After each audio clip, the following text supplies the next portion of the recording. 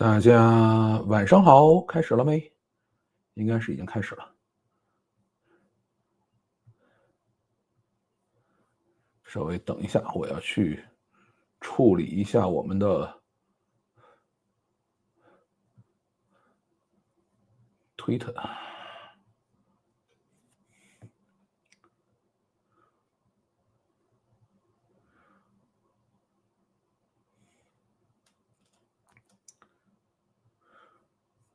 然后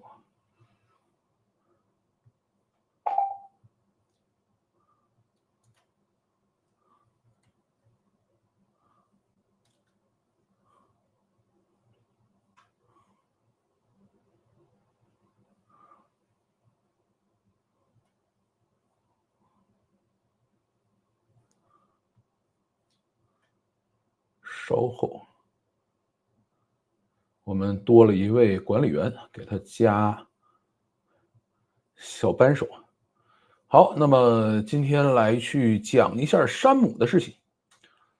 这个我首先要确认一下我们的声音是正确的，没问题。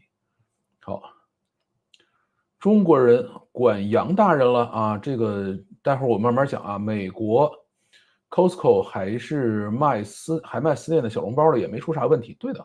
所以这次到底是咋回事？待会儿我们要细细聊啊。跑步回来了，老范和大家周末好啊！不知道你的城市有没有山姆？开始了，早啊！这个，哎呦，我们有这个带着小扳手没有这个会员的人跑上来了。哎，有会员吧？这是什么情况？哦，这儿好像是没有会员了，移除。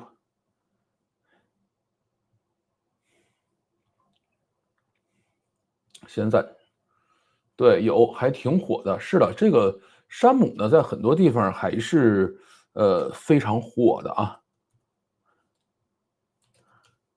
我们的稿子。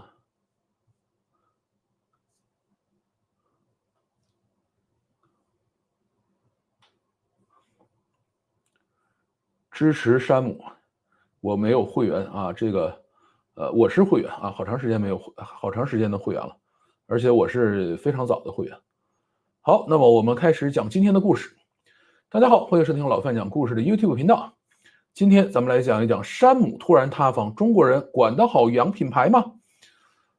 山姆呢会员店突然就塌房了。7月15号发生了一些突然的变化，山姆店呢更换了非常多的选品，一些比较受欢迎的品下架了，比如说山姆的太阳饼、米布丁、低糖蛋黄酥这些东西就下架了。这种到底有多少下架，到底有多少留下了，其实很难统计啊。只是说现在举出了一些这几个商品下架了。这些商品呢，它的特点是高回购率，在山姆会员群体中拥有比较大量的忠实消费者，长期以来呢都是会员购物清单上的常客。例如低糖蛋黄酥，精准贴合了当下消费者对于健康饮食的追求，在在会员群体里边人气极高。然后呢，他们有一定的独特性。这个有独特的配方和优质的口感，像低糖蛋黄酥使用了动物黄油制作，区别于市面上的普通蛋黄酥产品，而且高性价比，就是在价格和品质平衡上还是比较出色的，深受会员认可，为会员提供了较好的消费价值啊。就这几个东西就没了，也上架了一些新的商品第一个呢是好丽友低糖派。然后呢，徐福记泸溪河这些呢都是做糕点的。溜溜梅的这个新梅干这个我还真看到了。卫龙盼盼恰恰的这些商品这个盼盼的这个我记得是叫法式小泡芙，恰恰的应该是瓜子但是我没有看到。卫龙呢是一个什么魔芋爽但是我在山姆里头也没有看到。那么做低劣做这个拙劣的品牌隐藏这个是什么意思呢？就是卫龙呢，它没有把商标印正面，对吧？你把那个大包装袋翻过来以后，在背面最左上角有一个很小的卫龙的字样。然后呢，在这个他们山姆的电商平台上呢，也没有告诉你这个东西叫卫龙这个就叫叫做什么呢？叫做魔芋爽啊，好像叫什么香菇魔芋爽还是什么这样的一个名字，对吧？没有把卫龙的品牌打出来，所以呢，他把很多的这种国内的品牌呢做了隐藏，比如说吧，这个盼盼，对吧？盼盼的法式小泡芙啊，然后呢，这个品牌上写的叫 PAN，你拼出来呢，它也叫盼盼，对吧？但是它没写中文啊，叫盼盼。然后呢，有一个品牌叫Chacheer啊，CHACHEER，这个品牌呢实际上是恰恰瓜子啊，就是它没有写出恰恰，写出叫 Chacheer。然后我看到了一个特别有意思的品牌叫 Perfect Lens 啊，就是这个完美大陆。这个牌子呢其实是伊利啊，伊利牛奶。还有一个牌子呢叫 Orion 啊 ，ORION，这个牌子呢其实是好丽友，就是 Orion 其实是好丽友在国际上跟国内都注册的英文商标，但是平时呢我们在国内用的都是好丽友啊，在这个里边呢好多就是使用的这种隐藏品牌，然后大家觉得上当了，说你卖这些大众牌子我们也就认了，你把它藏成这样，你糊弄谁呢？对吧？又不是说大家发现不了。啊，你卫龙把这个商标打背面，你以为我们就不会发现吗？对吧？有本事你别打呀！所以他们干了很多这样啊特别拙劣的事情。那么出了这样的事情以后，舆论就开始发酵了啊。当然，山姆呢也做出了一些应对，只是山姆的应对呢稍显笨拙。曾经的山姆可是中国超市行业的耻辱，为啥？中国那么多超市都亏钱，然后不停的关店，山姆在不停的开店，还盈利。对吧？人家的超市不要钱，说求你进来。山姆好500万会员，260块钱一年的会员费，这500万会员一年13亿的会员费他收着，对吧？续费率还有92%，所以他这个让别人的超市看起来都气死。山姆有中国所有超市里的最高的平效比，就是1平米挣多少钱，对吧？他的商场其实不是特别大，因为他品不多嘛。啊，但是呢，人家每1平米挣出来的钱啊，绝对是能够把其他所有的中国超市都气死。他在不断的挤压国内商超的空间，永辉、联合利华、13家上市商超中9家净利润下滑，永辉全年闭店了200家，人人乐营收暴跌了49.86%啊，这个是山姆给大家带来的压力。而且呢，在供应链上，山姆是有霸权的。山姆锁定了全球40%的挪威三文鱼产能，与牧场签10年的长约。就这种资源掌控力，让本土的企业难以抗衡。你别看山姆在国内店少，但是它采购是全球采购，它买完了以后可以卖到国外去。所以呢，它跟这个国内的供应链捆绑的极紧啊。而且山姆的是品质生活的代名词啊。原来一说，哎，我买什么呢？买山姆的啊，这个东西一定是相对来说比较靠谱的。还有很多的山姆代购啊，就是我们这个有些人去了不方便嘛，然后让山姆代购给你把东西弄回来。而且山姆代购呢，我还专门录了一期视频讲这故事。它呢算是年轻人创业的一个小方向，对吧？做得好的1个月也能挣个几万块钱啊，这个做山姆代购。所以山姆周边还有一大堆的自媒体账号啊，也是非常非常有流量的。有很多人就是每个月跑到山姆去买一堆东西啊，今年这个月山姆上什么新东西了，我帮大家试吃一下。啊，哪个好吃哪个不好吃啊？专门有人干这个，然后这个账号巨火。国内唯一可以稍微有点竞争力，大概就是胖东来啊，但是胖东来跟山姆还是有那么一点点差距的。那么这一次好了啊，山姆终于翻车了，那么咱们赶快要上去踩一脚。有流量的山姆一旦塌房了以后，你也不能默默的塌，对吧？还是要轰轰烈烈的塌一把的。所以呢，每个人都要上去踩一下。人家说了啊，说这个中产阶级的选择挂了啊，原来说是中产的这个骄傲和倔强就在山姆身上了，我们一定要吃山姆的东西啊。现在你看山姆也卖这些东西，大街上烂大街的东西他都卖了，对吧？260块钱的会员费啊，我们要买的是山姆我们要买的是山姆严选，对吧？如果我在大润发就能买着的东西，我为什么要花260块钱的会员费上山姆里去买呢？这事儿肯定是不行的呀，这是会员制商店啊。对吧？这个很多人这几天就在各种媒体自媒体上就开始炮轰山姆，然后这里头呢，好丽友啊是被重点点名的，因为好丽友呢应该是一个韩国品牌，它曾经干过一个什么事儿呢？就是中国跟韩国的配料表不一样啊，韩国使用的是纯的可可粉，而这个中国呢好像用的是代可可脂啊，就是它是假的巧克力，然后说你双标啊，这个我们是有自尊心的啊，你不能这么欺负人啊，这个所以好丽友本身的名声就很差，你还居然敢让他进山姆啊，这事肯定不行。然后一堆人在那号召说我们要去退卡啊，但是这种事儿怎么说呢？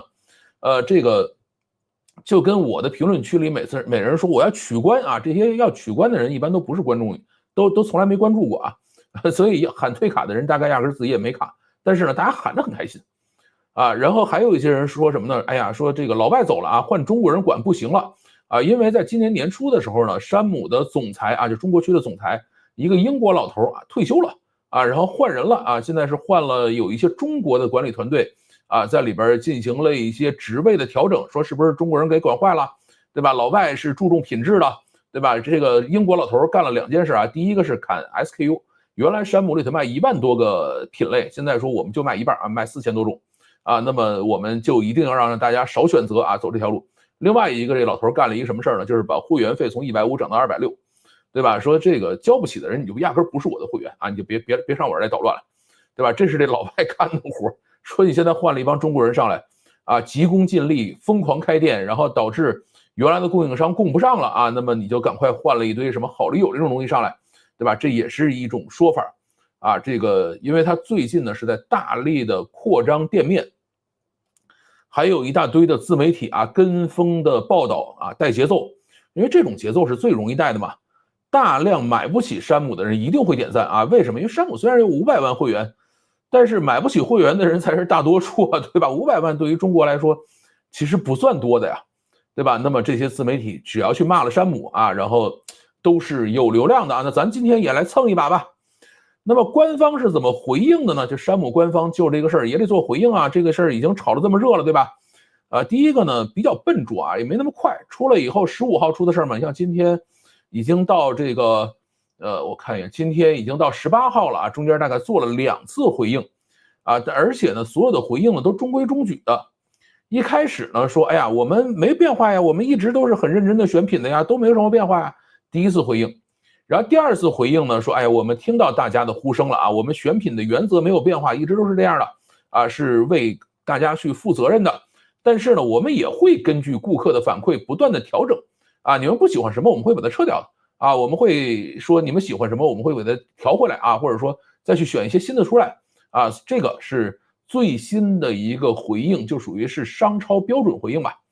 那么有一些商品就下架了，比如说像好丽友啊，这个刚才我们讲了半天好丽友了，卫龙呢也下架了，但是只过了1天呢，卫龙就重新上架了，而且呢，在山姆的网店上明确的标了卫龙啊，原来的山姆网店上写的是。叫做魔芋爽啊，大概是一种用魔芋做的这种小零食。现在呢，它那个商品叫卫龙魔芋爽，对吧？我给你弄回来了，然后呢，我也不把这牌子藏着掖着，我就给你挂上了。这种东西要注意啊，如果下架了上不来，这个对于品牌的杀伤力是非常非常大的。当然，好丽友这牌子呢，估计也就这样啊。卫龙是丢不起这人，反正我花多少钱你得给我弄回来，对吧？你得给我。上架啊，而且就算我卖不出去，你得让我上架啊，因为你一旦说被山姆下架了，再也没上去，那这个就费劲了。哪怕平时买不起山姆的人，也不会再去买去了。出了这样的事儿以后呢，我说今儿录节目嘛，我说昨天啊，我怎么得去看一眼，所以我昨天下午呢，就这个跑到我周围的一个山姆去看了一下，说到底是怎么回事。第一个人不多啊，山姆里头人不多。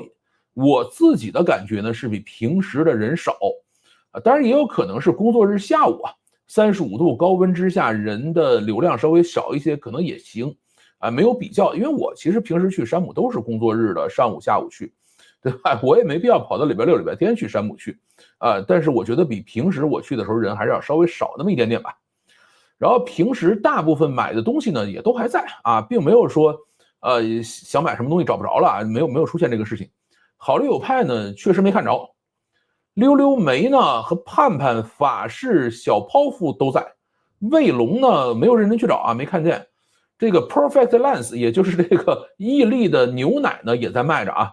我自己肯定没买这些东西，这个不能跟自己过不去，对吧？买东西吃到肚子里还是要吃一个放心。然后顾客呢也没有特意去购买或者避开这些商品，就是他们到那儿该拿呢也还是拿啊，也没有说哎呀你看这怎么样，没有干这个事儿啊。昨天呢我还特意多买了一点点东西啊，这个顾客、工作人员、收银啊都跟往常没有什么区别，一切照旧啊。因为有些地方一旦出了这种大型的舆情事件了以后，这个每一个人都像看贼一样看着周围的人啊，他那个脸上会有表情啊。但是我昨天去发现，反正一切如常吧。然后服务区里头呢，也没有看到有人在退卡，就是在山姆的进口的地方是有一个服务区的，你办卡退卡是在那儿去处理嘛，也没有看到有人在那儿去退卡，所以这个号召退卡这件事呢，估计是扯淡的啊，这是我自己亲身体会的。那么真实的情况是什么样的呢？就是根据我在网上去搜集的这些信息，其实山姆的商品呢本身是分几个大类的啊，第一类是进口商品。进口商品呢，其实一直比例在下降啊。进口商品从3年前的42%，现在已经降到28%了，对吧？这个部分的进口商品被国产平价商品给替代了，我们叫平替。原因呢，其实也很简单，对吧？这个它贵嘛，啊，你山姆也要把东西卖出去啊。国内的商品如果能够符合山姆的品质要求，那我就卖国内的呗，啊，也没有什么大不了的。而且，随着这个关税战啊，随着这个大家的贸易上的一些阻拦吧，就是国外的商品就会变得更贵一些，其实特别是疫情以后这几年吧，国外各种通货膨胀，就是他们自己的商超里的东西都变贵了，你凭什么卖到中国来还能变便宜呢？肯定是贵啊。所以呢，我们现在啊，国产商品的量在快速的上升，但不是7月15号这一天上升的啊，是过去3年一直在发生这个变化。第二个，溜溜梅呢？这个就确实是国产平替了啊，因为我们家以前买过啊，原来这个梅呢是，就是西梅干嘛，它原来是一个智利的品牌啊，现在呢换成了智利的原料国产的品牌了，对吧？现在是溜溜梅了啊，这是第一类商品啊，就是进口商品。第二类商品呢，就是它的叫做山姆自有品牌商品，叫 Members Mark 啊，就是这个很多的大众品牌，还有国外的一些小众品牌都是。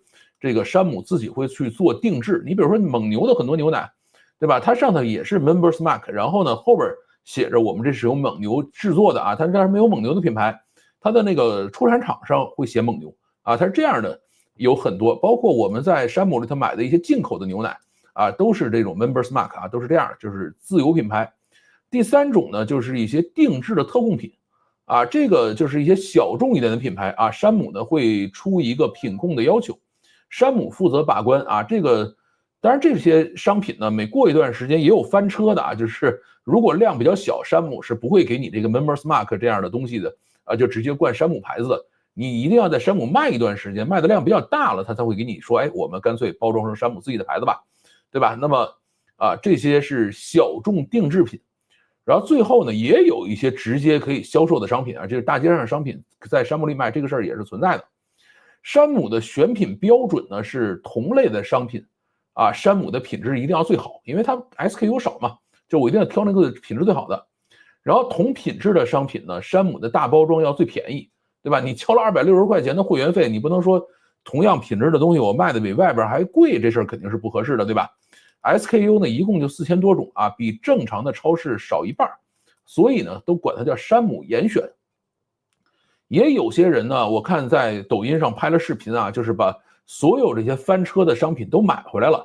买回来了以后呢，跟这个大街上可以买到的商品去比较了一把，他发现什么呢？就是他买到的，甭管是好利友派，还是这个西梅，还有其他的什么法式小泡芙什么这些东西呢，都是山姆定制款，就是它的配料表跟街面上的都不一样，对吧？这个你是买在外边，在山姆超市外边你买不到这个东西，所以呢，它就属于是。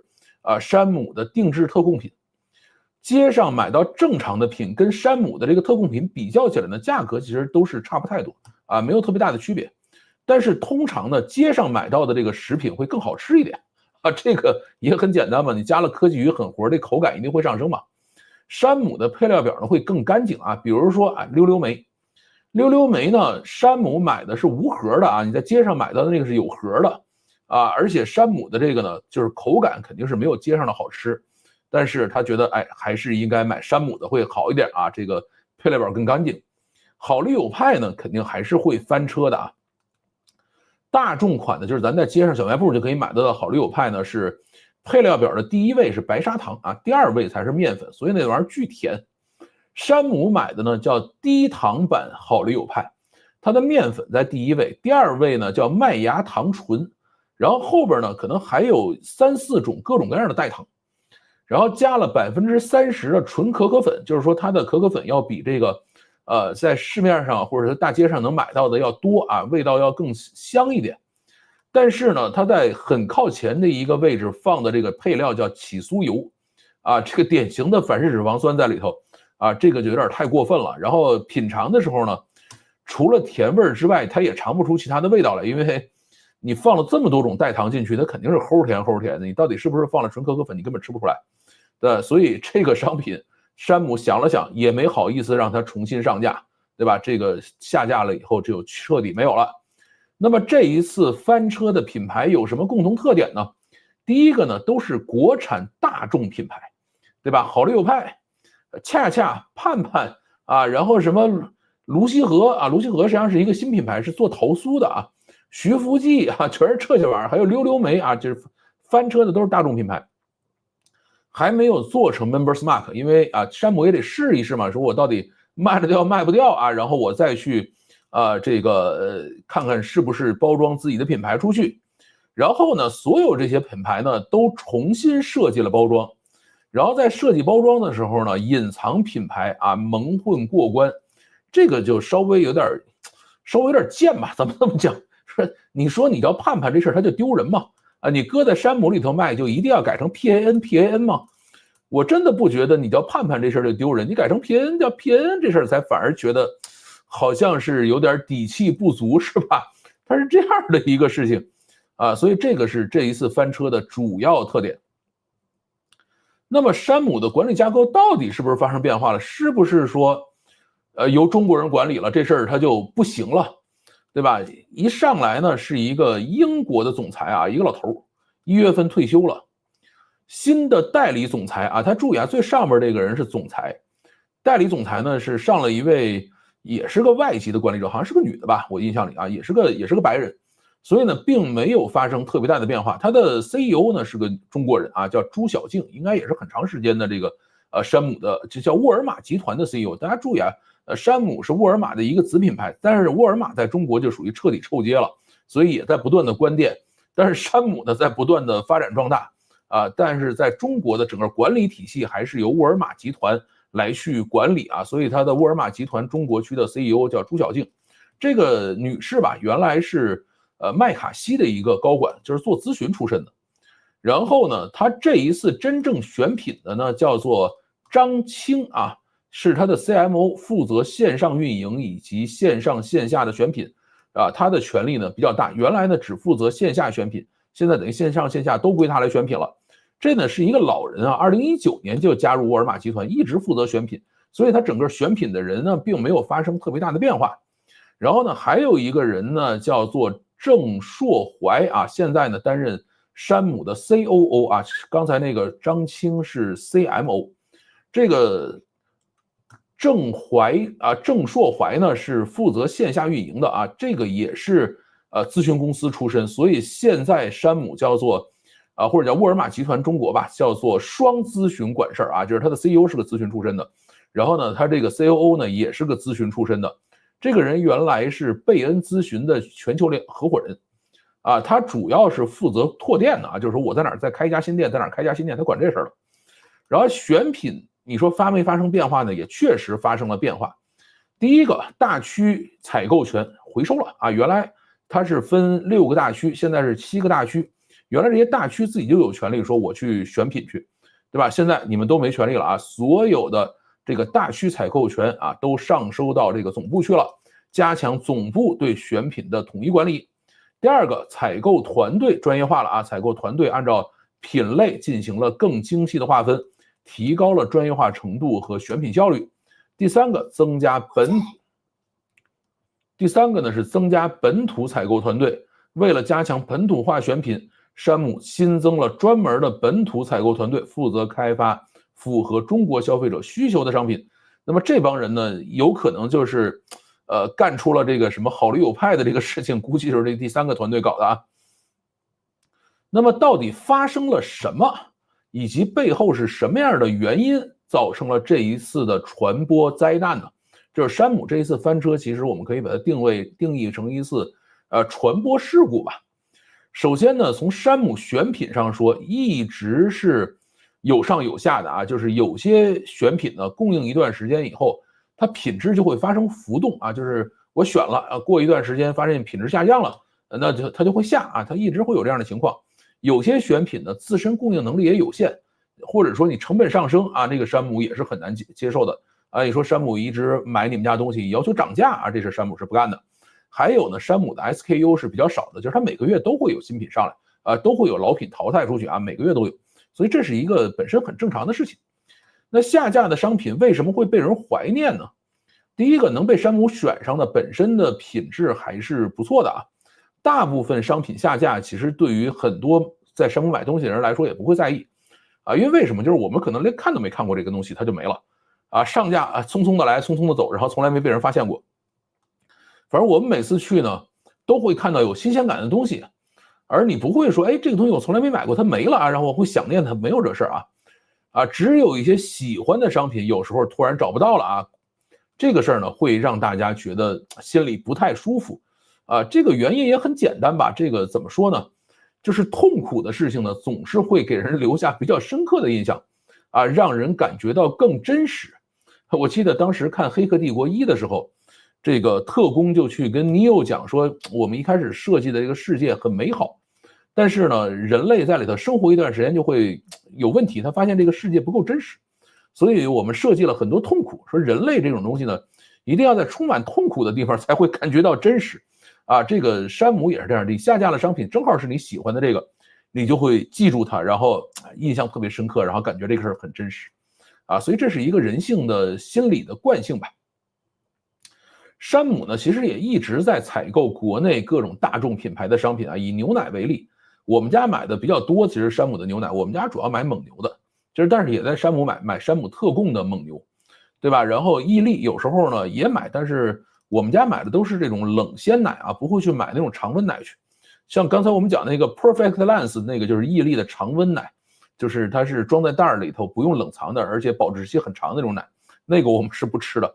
然后它的澳大利亚、新西兰、德国进口的这些牛奶呢，也在那卖着啊，就是我昨天去看都在，包括这个叫纽麦福和安佳呀，这2个实际上都是新西兰的品牌，对吧？这是拿自己的牌子去卖的。然后前头澳大利亚和德国的好多都是叫 Members Mark 啊，就是用山姆牌的东西去卖的啊。那么突然上一些大众品类的这个商品呢，按照道理来说是不应该产生这么大的负面传播的。而且最后还爆发出来，所以这个事儿呢本身是有问题的，就这里头一定是有一些阴谋论在里头的，就是说有人在后边使劲儿。那么到底发生了什么呢？就是咱们可以去猜测一下，因为这个毕竟没有人真正在就是没有朋友在山姆上班嘛，就算有的话，你现在问他们，他们啥也不敢说，对吧？那么负面爆发与传播是需要一些必备条件的，你没有这些条件，它传不起来。第一个是一定是有玩流量的人掺和进来。啊，没有玩流量的人掺和进来，你想把一个事情突然推爆的话，没有那么容易啊。第二个呢，是要本身是流量热点，你比如说雷军啊，那是流量热点，你出点啥事儿大家都盯着，对吧？这个山姆本身也是一个流量热点啊，他出任何事情呢，大家也会看着。第三个呢，是要有人有动力去推动、去炒作这个事儿，对吧？背后一定还是要有利益的。为什么说好多人说这事儿是阴谋论呢？啊，就是你没有利益，没有人去投流，没有人去炒作，没有很多的自媒体冲出来去说，它是火不起来的。所以一定是有人有利益，然后推动起来以后，中国的商超圈以及大量的这个流量是愿意去助推的啊，因为大家恨他嘛，就这么简单。你出了事儿，那肯定踩上1万只脚，让你永世不得翻身，对吧？那么山姆呢，作为老牌的美国商超，自己呢也不太会应对这些流量风暴。于是呢，这个事儿就爆发起来了。那么起因到底是什么呢？是不是中国管理者替换了？其实不是啊，因为所有的这些人啊，是入职比较晚的，像这个姓郑的这位老大是入职的比较晚的，他可能是2020几年入职的，对吧？但是他也就管拓店，他也不管选品。真正管选品这个人是2019年就入职了，这么长时间一直在山姆混着。对吧？你这么长时间都没觉得它选品有问题，也不可能到今天一下就错了。所以呢，这个事儿跟中国管理者的替换本身应该是没有关系的。那你说是不是替换了国产的这个大众品牌呢？它里头国产大众品牌多去了啊，也不会有问题的。那选品降级了吗？其实呢，也没有大范围的降级啊，也还是原来这些东西。那你说到底是因为什么呢？哎，跟大家讲，这个原因叫削藩啊，这俩字是哪俩字？就是清朝最后要把吴三桂啊什么这些人给干掉的这个过程叫削藩。所以呢，它这个里头真正出问题的是刚才我讲的选品发生变化里的第一条，叫大区采购权上收，原有的大区采购权部分上收至总部，加强了总部对选品的统一管理。实际上它的毛病出在这句话上，对吧？大区原来是有权选品的，选品本身有巨大的利益，对吧？有人利益受损了，所以呢，这件事一定要注意，是有人利益受损了，那么他们就会愿意去推动这个舆论的这种发酵，然后能够被山姆选中的品，自己呢也会在抖音等平台上进行宣传，就是他们自己也是有流量的，因为原来有一个品叫什么，就是叫花生酱花生酱夹心饼干啊，那个做的很漂亮，山姆里的卖的还挺贵，然后他们等于一边找人去选品，说你给我选上，选完了以后呢，就开始疯狂的到抖音上去投流，然后去做直播，说你看山姆卖的这个东西，我这一盒比它便宜好多好多，对吧？你买我的吧，就这种就属于很典型的案例。所以现在能够让自己的品到山姆去转一圈，你压根儿就不需要指望在山姆能卖到多少，我自己到抖音上去卖就完事儿了。对吧？它是这样的一种运作方式，所以负责选品的那个人，对吧？他是有巨大的利益在里头的。那么大区的人是不是手里有流量呢？对吧？咱们刚才讲了，他有利益了，那有流量没有？有啊，他的流量是谁呢？他的流量是山姆代购啊，这帮人是有流量的。这个山姆电商的增强其实会损害代购的利益，对吧？他说你为什么要用代购呢？你直接用山姆电商不就完事儿了？我给你送去。而且山姆电商后的是京东给送，对吧？那个物流快的一塌糊涂。我们现在经常买东西都不去山姆，就是直接在京东上下单就给我们送回来了啊，非常方便。你上午买，然后那个中午就赶上吃饭没毛病。你要早上起来买，能赶上吃早饭能给你送来。所以他现在山姆代购啊这块其实是在受到挤压的。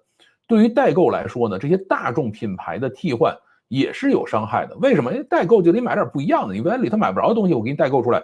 才有意义。你说我花钱代购去了，给我买一堆好利友派回来，这不是扯淡吗？这肯定不行啊，对吧？而且代购这帮人呢，是这个680的会员啊，他不是260的会员，他是680的会员。这些人是要靠代购去返现的啊，最后要靠代购返的这个钱把这个会员费挣回来啊。那你一旦是换了大众品牌以后，他们其实是利益受损的。而且呢，山姆代购跟店里头这些工作人员是有利益绑定的。就刚才我们讲选品有利益绑定，这个代购跟这个山姆店里人也有利益绑定。为什么呢？因为很多有社交属性或者是需要抢的这些商品，你平时一般人你抢不着的，对吧？你只有代购这边能抢着。为什么呀？因为他跟店里人说好了啊，什么时候放啊，放多少，在哪个地方放啊，早上几点来啊，这些人就推着10个车冲进去，然后把这个所有这些需要抢的商品都给你抢干净。为什么要抢这玩意儿？只有抢这东西，你这代购才有意义嘛，才有价值嘛。别人啊，你拿着山姆的会员卡自己溜溜达达上山姆里买，你买不着，对吧？你通过山姆电商你也买不着啊，你在我这儿买，我给你买着啊，他就得跟这个店里的人去沟通去。然后包括什么呢？山姆这个680一个的这个会员，它里头是有很多指标，比如买茅台什么的。现在茅台应该已经没有那么贵了，原来平价茅台是一个稀缺资源，但原来这些稀缺资源的平价茅台都被这帮代购买走了，全是跟内外勾结搞定的。而且山姆店的这些店员呢，也需要代购帮一些忙，比如说有一些商品啊，这个滞销了呀，或者是库存上升了，他就需要这些代购把这些东西处理掉。那代购手里头是有大量的流量，因为他们需要代购嘛，需要在抖音上做直播呀，啊，需要拉小红书啊，需要拉微信群，他手里有好多流量。所以，哎，你把这个大区的人利益伤害了，大区的人跟这代购的人一商量，说咱搞他吧，对吧？咱看看能不能啊稍微的正本一下，看看能不能再把这个选品的权利再拎回来，对吧？搞了这么个事情。那么造成负面传播的必要条件啊，刚才我们讲这个过程就凑齐了。削藩造成的利益叫基层利益受损啊，所以有人利益受损了。第二个，基层手中掌握着不被官方掌控的流量资源，对吧？你想他这项代购的人啊，这些是有流量的，那么他这个是由基层来掌握了啊，这个山姆官方拿他没办法。那么当这两个条件凑齐了以后，一次典型的传播事故就这么发生在山姆身上了。那么下边我们来讲讲中国人到底能不能管得好洋品牌呢？其实外企中的中国管理者的故事呢，确实是流传已久，对吧？很多的就是大家都在讲说，我们去跟老外打交道啊，你想去跟他走个后门啊，送个礼啊，什么这事都很麻烦啊。但是你要有一个中国管理者在这儿呢，这个很多话就说得明白吧，或者大家就比较有共同语言，可以说得清楚，对吧？所以很多的坊间吧就会去流传说啊，这个外企里头一旦中国管理者的这个比例上升到一定程度以后啊，这个就完蛋了，你就变成一家中国公司了，对吧？那么中国管理者呢有很多特点啊，第一个大的特点就是内卷啊，有一个前苹果店的员工还专门录了条视频出来吐槽，对吧？他以前是受训的苹果店的这种销售员啊，那么原来呢是由外国人管理的时候啊，很尊重员工啊，然后这个管理的也没有那么严格吧，大家其实在里头心气儿还是比较高的，想请个假呀，想做什么自己的事情啊，他都比较好说话。但是到现在呢，全是 KPI， 是吧？各种 KPI 都压下来了，因为之前中国人管了嘛，你要再想给他请假就没法请了，对吧？原来你到苹果店里是很舒服的，你不去找这个苹果店的这个销售员，他也不来理你。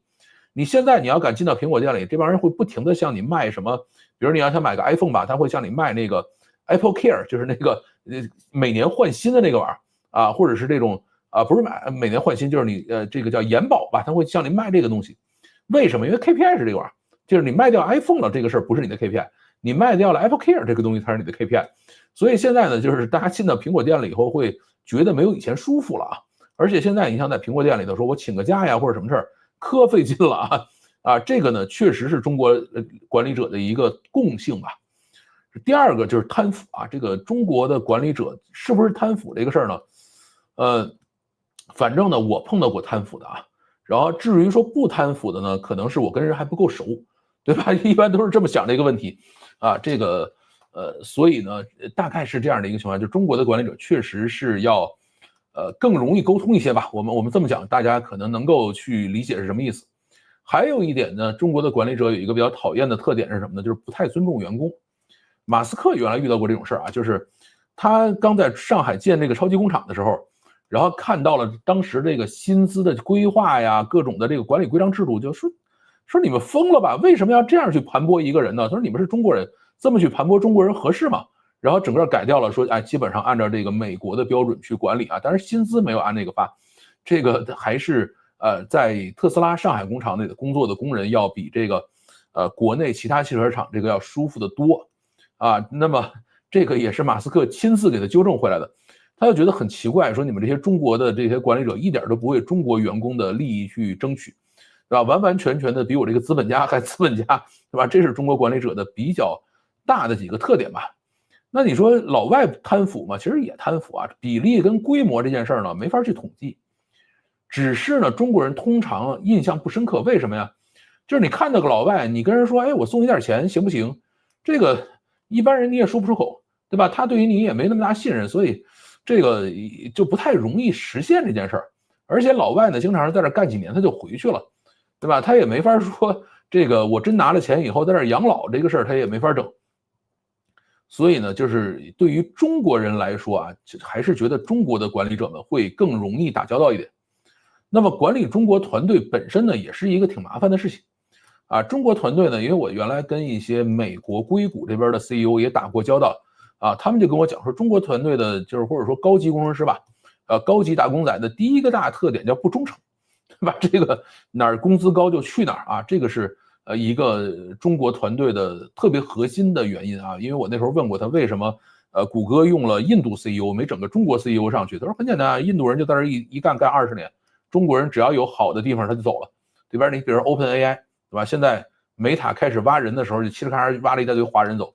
你要有印度人呢，在里头可能干不了怎么样啊？但是我就在里头一直待着，等待到20年的时候，这个 OpenAI 需要换 CEO 的时候，一看，哎，这哥们在这待了20年，熬上来了，那他是 CEO，所以他有这样的一个问题。然后中国的团队还有一个比较讨厌的东西是什么呢？就是是非比较多。啊。为什么呢？就是这个经常去议论张家长李家短啊，这家这个老板更喜欢他了，老板偏心了，谁的工资高了，然后干的活少了，就中国人这种事儿很多啊。但是老外呢，有的时候就没有这么八卦吧，反正中国人的一个特点。而且呢，还有一个很有趣的特点是什么？就是开会的时候没事儿，一散会了以后全是问题啊。这什么意思？就是大家开会啊，你如果跟一帮老外开会说，哎，开会了啊，咱们现在有什么问题说啊，这帮老外就会嘁哩咔嚓说一大堆事儿。说完了以后呢，大家开完会了，把这个问题都总结清楚了，开始下去办了，老外就没事了啊，就嘁哩咔嚓干活去了。等下次再开会再来问说有什么问题啊，他们再提。但是你跟一堆中国人开会呢，你说哎有什么问题啊？没事，好着呢啊，都没事啊，就谁也不说话。然后等散了会以后全是事儿，对吧？这个也是中国人确实不太好管理的一个地方吧。而且呢，中国人对于规则的理解和执行呢，有自己独特的见解啊。这个大家按字面意思理解就好了。中国管理团队用好了呢，是可以爆发出巨大能量的啊！这些人确实是，就是会把公司作为这个最高利益规则去执行啊。这个他到执行公司或者说保护公司利益的时候，或者最大化公司利益的时候，可以完全不顾及任何其他的道德标准啊。这是中国管理团队的一大优点。但是呢，也有一些问题不是那么好避免的啊。就是第一个是，雇佣中国管理团队比较容易给自己创造竞争对手。啊，也比较容易给竞争对手培养人才啊，这个事儿是没办法，因为不忠诚嘛。啊，以前很多人说，哎，我们去，在海外开个拉面馆吧，然后雇几个中国厨师，啊，等过2天他省吃俭用，然后攒下钱来在你旁边再开一家拉面馆，对吧？他就干这种事情，这个事情老外其实干的不多啊，中国人比较喜欢干，而且中国人还有一点什么，就比较喜欢内斗啊，一山不容二虎，啊，这个是中国团队的一个，反正我自己感受的一个故事吧。至于洋品牌应该如何适应中国市场呢？刚才我们讲的是中国团队是不是管得好洋品牌，其实我觉得没什么特别大的问题啊，应该还是可以管得好的。那么这次还真不完全是中国管理团队的锅啊，就是山姆这个事儿，你说这个中国管理团队其实也一直在里头折腾，对吧？现在也没有什么新的人上来说原来从来没弄过的人上来，这次还有人传呢，说是不是大润发的人跑到山姆里头去卧底去了，对吧？把大润发选品一些东西选进去了。啊，我在今天准备材料的时候，我还就问我说，是不是原来给沃尔玛选品的人进来给山姆选品了，对吧？因为沃尔玛就卖这些东西嘛。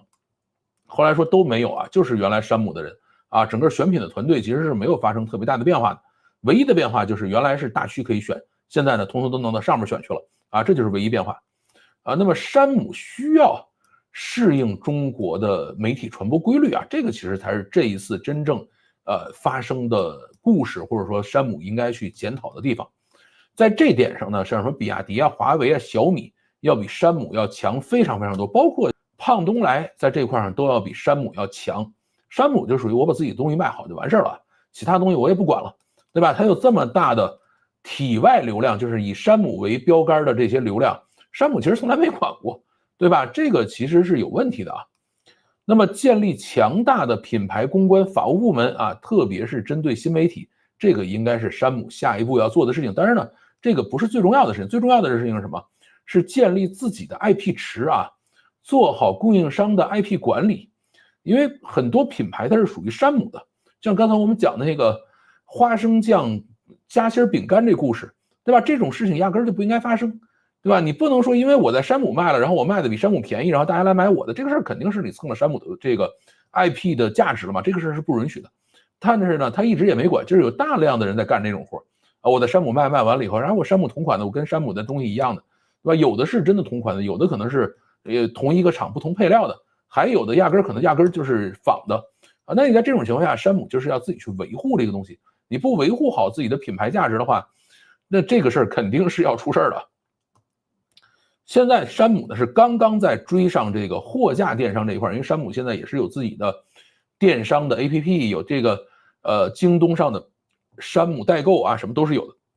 但是呢，内容电商，特别是直播电商这一块，这个山姆需要补的课啊，还有很长很长一段时间啊。现在呢，基本上都让这个代购把这个直播电商这块给干掉了。这一块呢是必须要去整理的啊！如果山姆继续不整理这块的，这种叫体外溢出的流量价值的话，那么下一次翻车应该就在不远的将来了。山姆即使自己不做这个直播带货也不能让别人以山姆的名义去做啊，否则很容易被绑架，对吧？这个是对于山姆来说需要去思考的问题。那么在中国积累的经验，如果他真的能够在中国把这个直播电商这条路走通了，对吧？能够通过直播电商的过程让山姆的评效比进一步上升，能够这个卖掉更多的东西，能够让山姆的 IP 价值更进一步提升。那他把这些东西搬回美国去，搬回到世界其他地方去，应该也是有巨大价值的。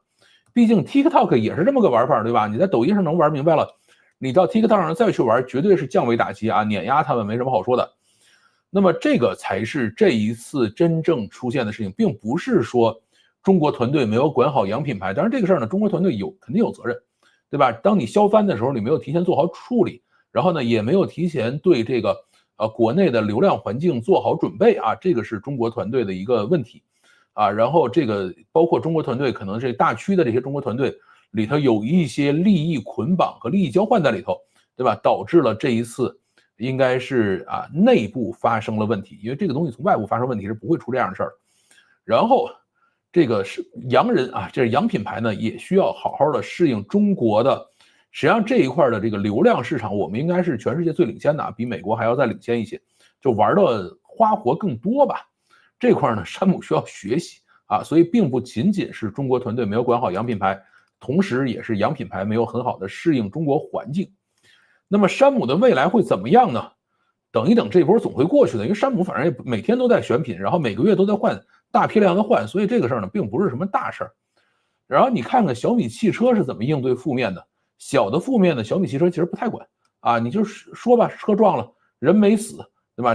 你就传吧，我也不管你撞了烧了，对吧？包括前两天还一哥们儿开着那个小米苏七 Ultra，然后在大街上横冲直撞，钻来钻去。小米觉得那出呗，出了以后我也不管你，好像让大家看看我这个性能还不错的感觉，对吧？它是这样来玩的。大的负面出来呢，小米就会说，哎，我停更了啊，我1个月不发声音了，啊，等于前面烧死人那次，3个女大学生烧死了，然后小米所有的这个叫什么播放啊、投流啊什么全停啊，然后所有的自媒体全停，停了1个月。那你说停了1个月，这事就过了吗？没有啊，这1个月其实小米在干嘛？封号、起诉，他在干好多这种事情。在小米预期发布之前的1周，大量的车圈自媒体账号全都被封了啊！这个是小米在下头偷偷在干的事情。然后把这些号都封完了以后，小米预期才发布，对吧？等小米预期发布的时候，再敢出来胡说八道的人就少很多了，对吧？这个是这样的一个玩法啊，就是小米玩这个东西一定是。可能在国内上算是第一梯队还拔尖的这种，所以山姆呢应该好好向他们学习一下。然后山姆需要把内部有问题的人呢收拾几个啊，比如说大区里头这一次参与的人啊，该起诉啊，该这个开除，应该去处理一下这个事情。然后再找几个挑头的自媒体呢举报封号啊，就跟小米学一下就可以了。直播电商呢应该好好去尝试一下，对吧？这个对于山姆来说，有机会在中国试一下这个。还是挺难得的机会啊！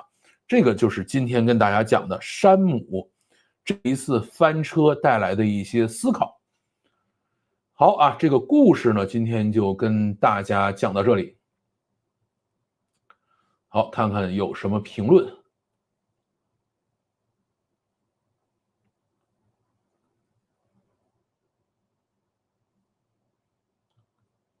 报道好，欢迎，都点赞了没？支持山姆啊，没有会员好没关系，小县城没有山姆，而且催生了一大堆代购。对，山姆是有好多代购的。现在大概只有这个山姆和这个胖东来是有代购，我也没有会员，都是找小区代购，挺方便的。山姆的咖啡豆一绝，我是没买过咖啡豆。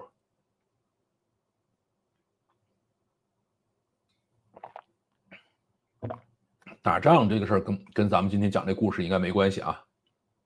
来也欢迎。咖啡豆我一般还是买现烘焙的啊，大型商超里的豆子，一般烘焙到上市周期都有点长，我是喝不出来，我的咖啡都是喝3顿半的。赶上直播不容易啊，这个先点个赞，欢迎，见好就收啊，这个好像是有时间没来了。一会儿看回放，先点个赞啊，没问题。变相的出口转内销，只是牌子出门转了一圈就变国外牌子了，这个货换个包装，身价就跟着涨了。这个隐藏品牌这件事儿，我觉得这次确实做的是很 low 很 low 啊，非常非常 low。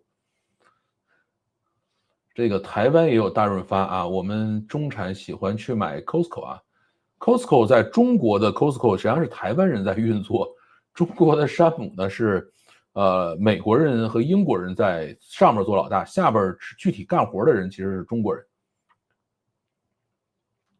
台湾版的山姆啊，台湾的 Costco 好像叫什么喜事多，还叫什么啊？这个北京就没有 Costco，上海有啊。现在我们就很奇怪，Costco 为什么不到北京开一个？Costco 内地太少了，对，它现在在慢慢开。这个辣条啊，卫龙是做辣条的。话说现在 Costco 在墙内还是只有上海一家吗？好像有2家了吧？我去查一下，我去查一下啊。这个，哎，不对，这儿啊，Costco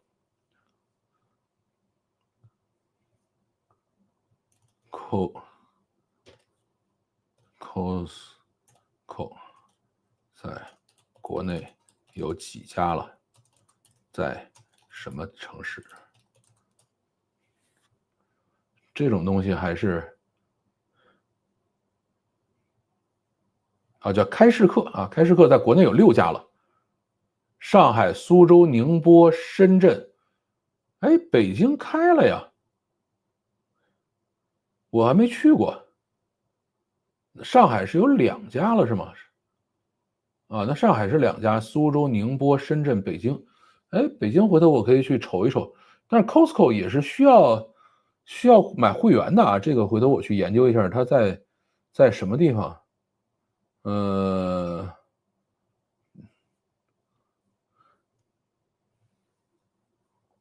最近去石景山山姆店了吗？啊，去了，我昨天就去的这个。杭州自来水出粪水，你怎么看啊？没看呢。这个它有的时候自来水管子会破啊，这个其实也不是粪水，我估计大概率是锈啊。这个就是它有时候水管会生锈。原来我们也出过这种事儿，就是你比如停水啊，或者是这个管道维修了以后，它那个水会出，就是水管会出黄水啊，然后你放一段时间就好了。Costco 现在在国内应该是7家，集中在江浙沪。哎，7家了吗？看来我刚才查的还不准啊，等会儿查一下，如果北京有的话，我准备去看一看。但是这个反正得看看有没有卡的问题了啊。现在拼多多买的溜溜梅仅退款了，陪你玩啊，好吧？哎，这个还可以这么搞。以前总买山姆水放车里一箱，其实我是不太喜欢往车里放水的啊，因为我老觉得那个东西会晒，晒完了以后呢，这个塑料就都晒到水里去了，那个水会有味儿，所以我特别讨厌在车里放水。来了啊，刚把孩子哄睡着了啊，赶紧，这个赶直播晚了点啊，2倍速追赶，没问题没问题。中国人看不起中国货，怪谁呢？啊，这个也确实有那么一点点啊。进口品牌进中国都会本土化，反而国产很喜欢用西名。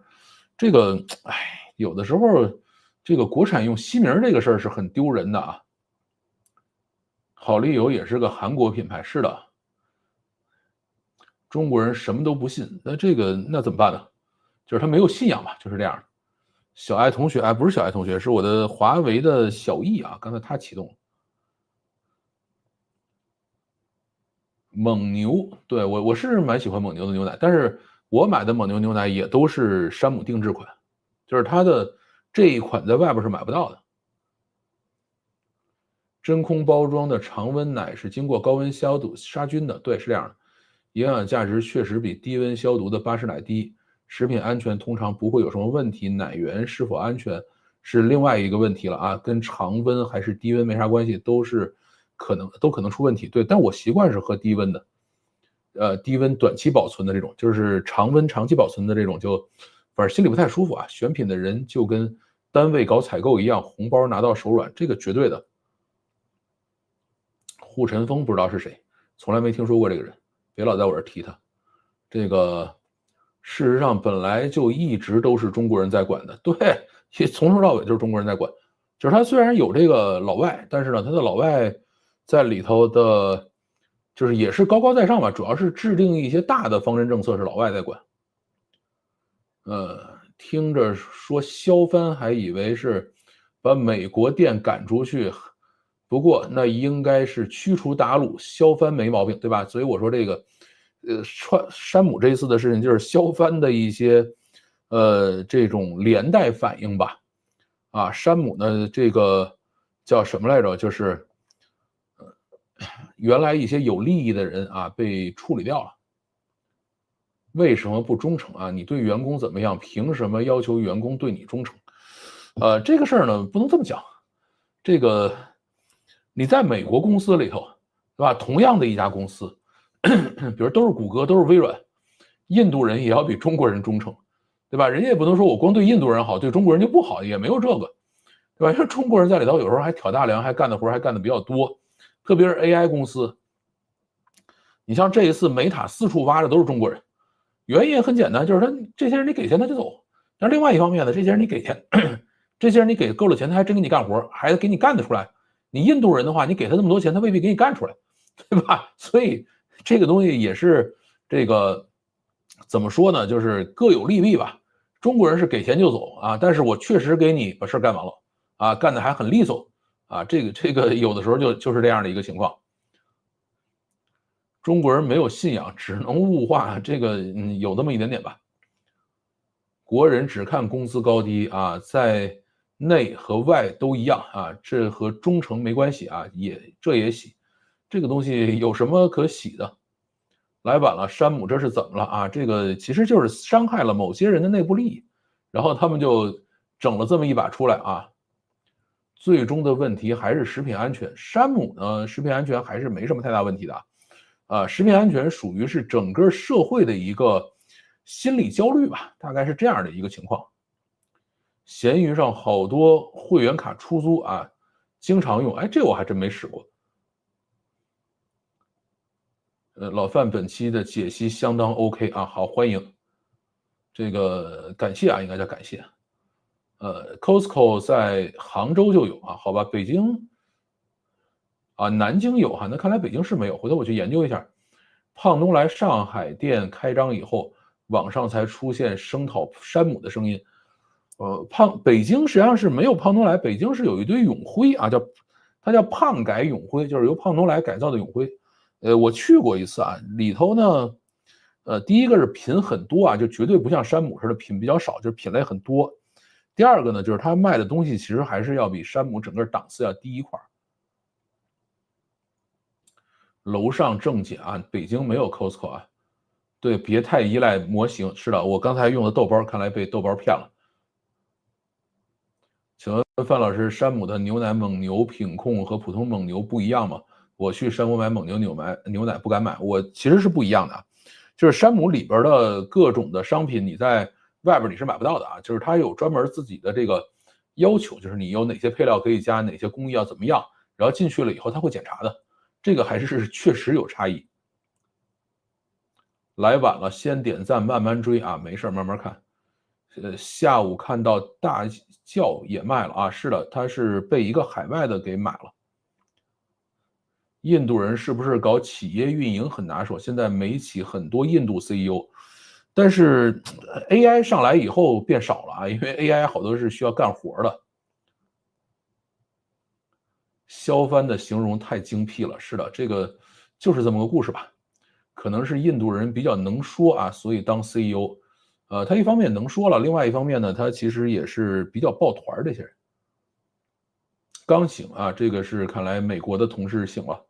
北京本地是不是超市发？北京本地，北京的超市应该是那个叫什么来着？物美是北京的本地超市，超市发可能也是啊。客观说，我认印度人其实蛮会做人的啊，这个有的是这样的啊，但是反正也是看分人。北京没有 Costco 啊，这个还挺反常识的。这个我也是觉得，北京应该有个 Costco。是大窖汽水，对，大窖汽水是被卖了。今天是在播这个事情。好，我们今天用了1个小时的时间啊，把这个要讲的故事基本上讲完了。大家还有什么要聊的没？如果没什么要聊的话，我就准备休息了啊。然后明天准备去录会员节目，因为上周就没录啊。然后，但是明天如果录了会员节目的话，礼拜天可能就没有节目了啊。明天早上应该也没有节目。啊，这个大概就是这样的一个情况。我最近也是准备稍微的放慢一点点节奏啊，这个节奏拉得太紧了以后，这个自己有时候有点太磨损了感觉啊。我爱死了 Costco 啊，买了电脑退了，还附赠的 Doom 游戏就笑纳了。你这好吧，这羊毛薅的啊，老范辛苦了，大家周末愉快。对的，我代表甘肃省委省政府感谢李新卫同学。乌克兰神枪手这个什么和娃哈哈宗庆后家族，这跟你这有什么关系没有啊？这个，而且我觉得这个李新卫同学又有什么问题吗？我一直没觉得他出了什么，做了什么不该做的事情。这个乌克兰的电竞选手，我也没觉得他做错什么。娃哈哈这现在叫娃多多啊，喝了娃哈哈以后70岁80岁还能当奶爸。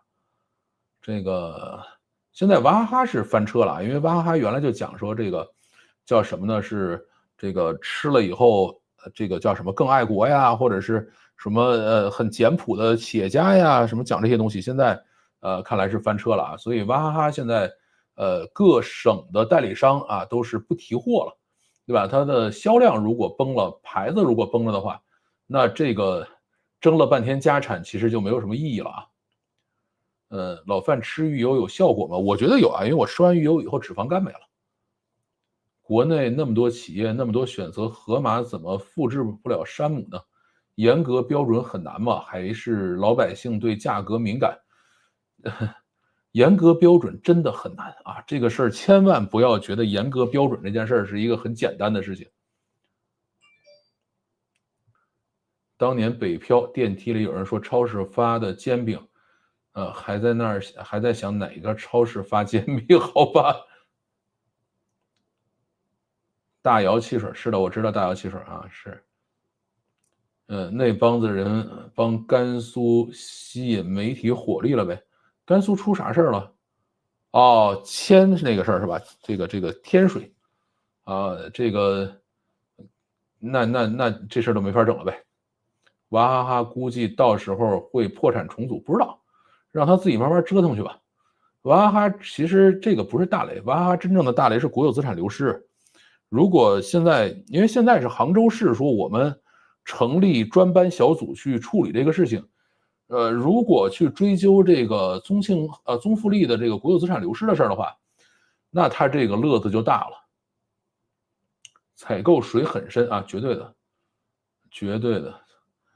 好啊，那我们今天差不多到这里。哎，在结束之前给大家看一好玩的吧。这个我们每次在结束之前还可以 one more thing 一下啊。咱们看一个好玩的。我今天呢玩了一天的或者一下午吧，叫 Cloud Code 啊，这个东西还是很有趣的。我看看怎么能够给大家瞅见啊，这个screen 窗口 app icon 这儿呢，分享。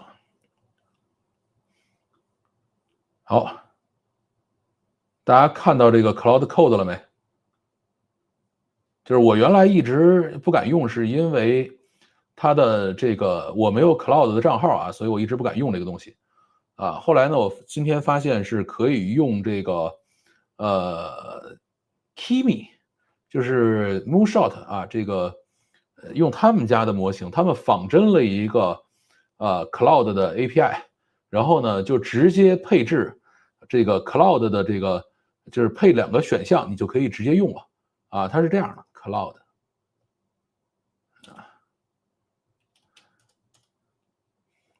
哎，这它就可以干活了，对吧？然后这个修改错误，对吧？他自己就干活去了，这个还是很棒的。所以你们看这个上面写的是什么？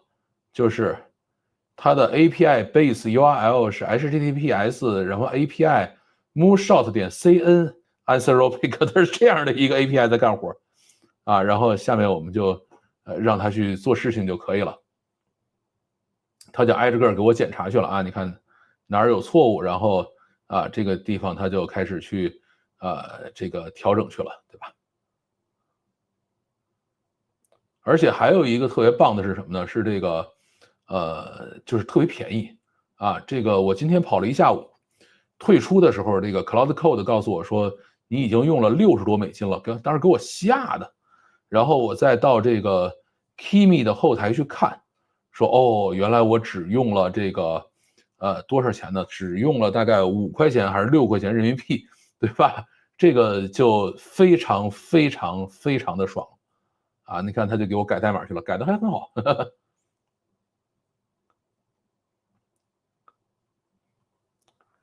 就是它效果又很好，然后各种的错误自己呢可以搞定，对吧？他强调你说出错了啊，哪出错了，没关系，不用管他，他自己能够给你改对了，对吧？一大堆错误啊，这没事，你不用管他是什么错误啊，他自己说去了啊，我发现有错误，我去弄去。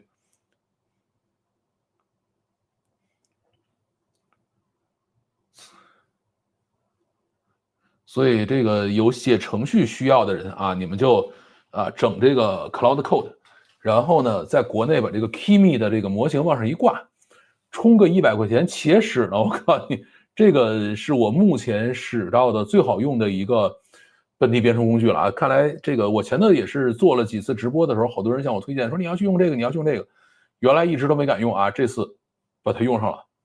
对，这是 Kimi 啊，对啊，这就是 Kimi 的大模型。很好玩吧？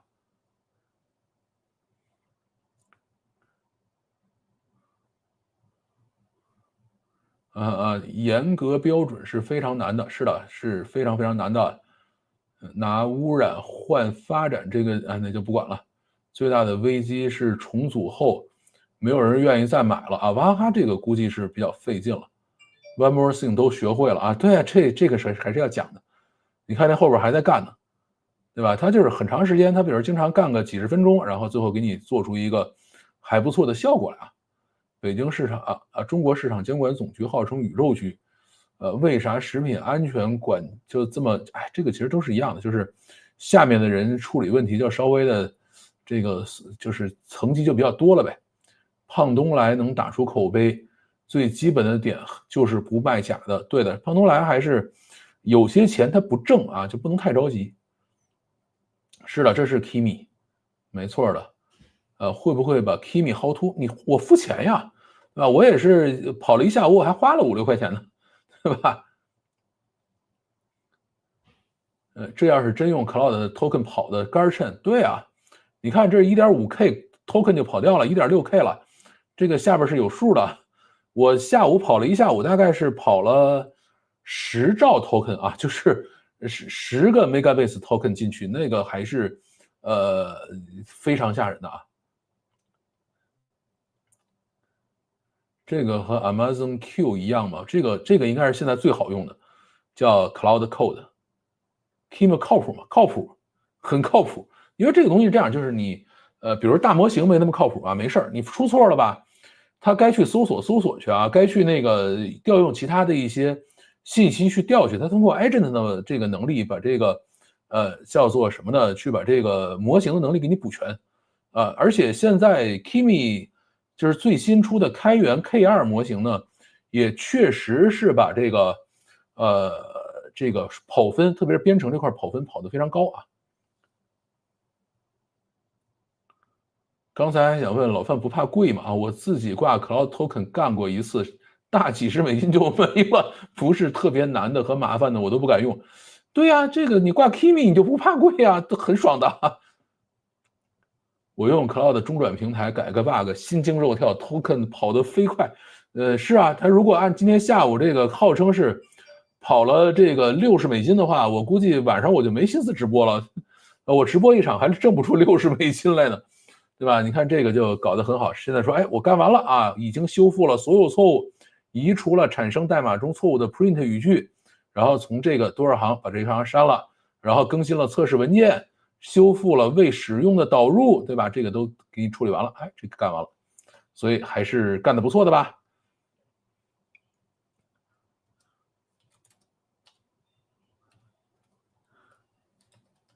哎，所以这个是今天One More Thing 啊，给大家看到的好玩的东西。我第一次发现，除了月薪 ，token 也用 K 来算，这是你别 K 了，我告诉你，这干一会儿就按兆算了。Kimi 给 Cloud 付费嘛？它不用付费啊，它 Cloud Code 实际上是一个开源项目，就是它里头写了很多的这种，叫什么呢？是提示词啊，写了这种提示词工程，写了好多这些东西。然后呢 ，Kimi 只是说我把自己的 API 仿真成 Cloud 的这个形式，让它能够在里头跑通啊，他就干了这么个事儿。GitHub Copilot 现在也是默认 Cloud Sonnet 4，对我也在用啊，似乎也还行，而且不要钱啊，我要钱，你用多了以后它就不让你用了。我的那个 GitHub Copilot 是付费的，